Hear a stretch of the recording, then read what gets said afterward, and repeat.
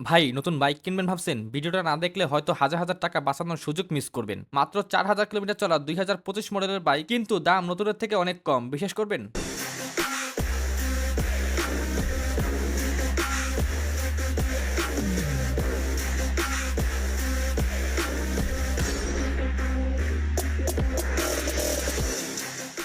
এখানে আসার কথা। দেখি ভাই আসলে এখানেই থাকে আশেপাশে। বাইরের লোকেশন দিছিলাম এইখানে। হ্যাঁ ভাইয়া, হ্যালো। কোথায় আছেন? হ্যাঁ ভাই, এই যে আমি টোলের সামনে। আমিও তো টোলের সামনে। এই যে কোথায় দেখি হাত জাগান তো। আপনি এই যে সামনে জেব্রা ক্রসিংটা আছে, এই যে শরীয়তপুর ট্রান্সপোর্টটা দেখি। শরীয়তপুর ট্রান্সপোর্ট। আপনি ও আচ্ছা আচ্ছা, এই যে এখানে আসেন। এই যে হাতে ব্যাগ আছে। আসেন আসেন ভাই। ওই যে ওইখানে দাঁড়ায় রয়েছে রাস্তার অপোজিটে। সো এলো কথা। এই ভাই আসলে কি বাইক কিনবে? একটা 125 সিসি একটা বাইক কিনবে মনে হয়। আচ্ছা দেখ, উনি আসুক, কথা বলে কি হয় দেখি। এটা ব্যাগের ভিতরে কি আনছেন? হেলমেট? ও আচ্ছা আচ্ছা, ভালো আছেন ভাইয়া? কি বাইক যেন কিনবেন ভুলে গেছি আমি। SP 125 CC. আচ্ছা, বাজেট কিরকম রাখছেন? নাম্বার করা নেবেন, ওয়ান টেস্ট? নাম্বার করাই। আসলে বিষয় হলো গিয়ে, জানেন তো আমি যে বাইক কিনে দিই, আমি আসলে বাইকটাই দেখি ভালো মন্দ। নাম্বার চাইলে পরেও করাইতে পারবেন, চাইলে আগেও করাইতে পারবেন। নাম্বারটা আমার কাছে ফ্যাক্ট না, ফ্যাক্ট হলো বাইক।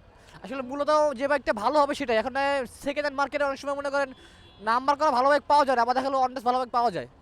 ওটা হলো যা আমার দেখতে হবে, কারণ এগুলো আপনার ম্যাচিউর করে নিতে হবে। বসেন আপনি, বসেন। ইচ্ছা আমারটা একটু ময়লা আছে, আপনি লাগাই দেন, আপনার সমস্যা নেই।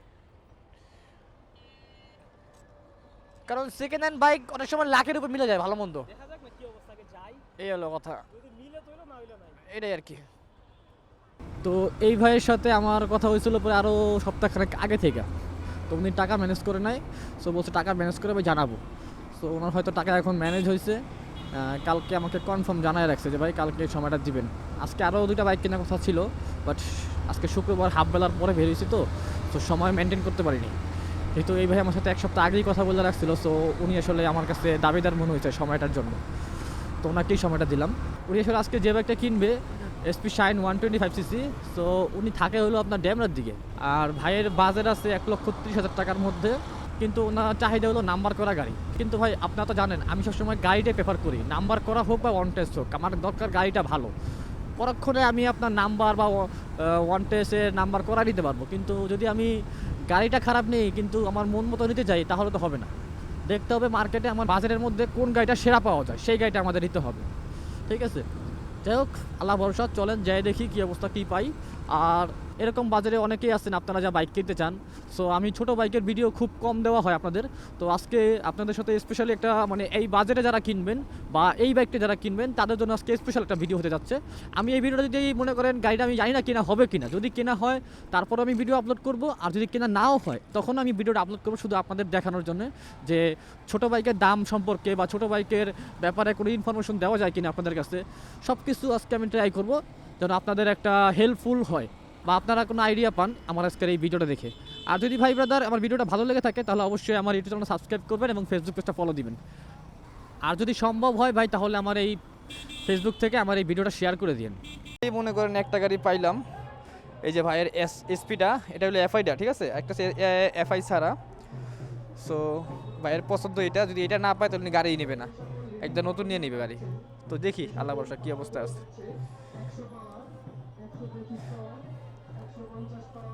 এটা কি one test? One test, one test ভাই কি করবেন? ভাইয়ের দরকার ছিল নাম্বার করা, ওয়ান টেস্ট দেখি কি অবস্থা। আচ্ছা ইঞ্জিনটাই হোক। এটার টিপ মিটার কত দেখাইতেছে? অটোমিটার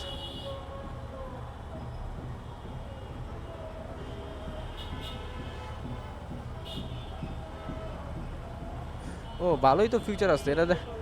হ্যাঁ, 4466 কিলোমিটার দেখাইতেছে। ওরে ডিস্কটা একদম মাখন মাখন, নতুন গাড়ির ডিস্ক লাগাই না আর কি।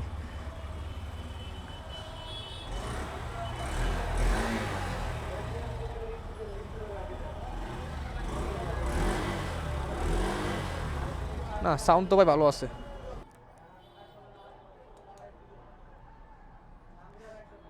ট্যাঙ্কিও ঠিক আছে, ট্যাঙ্কিও সমস্যা নেই। আগে এটা কত মডেল? 25 কি মডেল?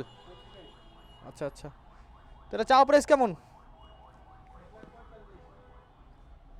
একবারে 45 নেওয়ার মতো? একদম নেওয়ার মতো বলেন, একদম শুক্রবার দিন একদম নেওয়ার মতো বলেন। 42 এত মিলবো না, না আমাকে বাজেট তো অনেক কম, আমাকে বাজেট তো অনেক কম, 1,25,000 মতো। না আমাকে বাজেট এটা আর কি করলাম। আচ্ছা আচ্ছা, এগুলো রিসেল ভ্যালু ভালো আছে, রিসেল ভ্যালু ভালো আছে, বাট টেকসই গাড়ি।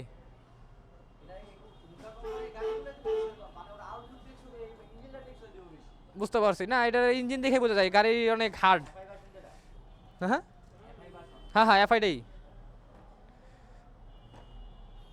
এখন কত পাবেন ভাই একদম কোন? 42। এটা হলো এমনি লাগে, এই যে গোসা দেখেন না এইসব জায়গায় লাগে। আচ্ছা লাগুক, এটা সমস্যা নাই, গাড়ি চালাইলে পর বোঝা যাবে আসলে মেনটা। এমনি গাড়ির সাউন্ড দেখলাম এমনি উপর থেকে, যেহেতু 25-এর গাড়ি কাগজ দেখে নিম অবশ্য। এখন সেখানে ওনারা তো ধরা বান্ধা লুকাচুরি কিছু নাই। নতুন দাম 65, অবশ্যই এটা নতুন নতুনই বলতে, কারণ 25-এর গাড়ি মানে এটাও নতুন সেকেন্ড হ্যান্ড হিসাবে না। কারণ আপনার দেখা গেলো 65-র লগে আরও 20 যোগ দেন, তাহলে আপনার 85 পড়ে যায়। ওটা 18,000 টাকা নিতে পারবে। 15 নিবে? আচ্ছা ঠিক আছে, নতুন একদম নতুন 80 পড়বে। দেখেন তারপরেও যেটা ইচ্ছা, মানে জাস্ট এই গাড়ি রেয়ার, এই গাড়ি একটা দোকানে পাইছি, আমার মনে হয় না আর দোকানে পাবো আমি এতক্ষণ খুঁজে। কাকা কিছু কমান, কিছু কমান। 30 দেই আমি, বাইরের যোগাযোগ করে 5,000 টাকা বাড়াইলাম। গাড়িটা এমনি ওভার দিতে সব কিছু ঠিক আছে, এই দেখেন ইঞ্জিন মিঞ্জিন দেখেন কি অবস্থা আছে। না প্রত্যেকটা নাট পর্যন্ত আপনার অথেন্টিক আছে। হুন্ডা কোম্পানির গাড়ি ভাই মানে একদম টেকসই গাড়ি হয়, ঠিক আছে, শক্তপোক্ত একদম অ্যাকুরেট পরিমাণে গাড়ি হয়। পিছনের চাকাও 100 আছে। 25 সালের গাড়ি, বুঝতে পারছেন তো, মডেল 25।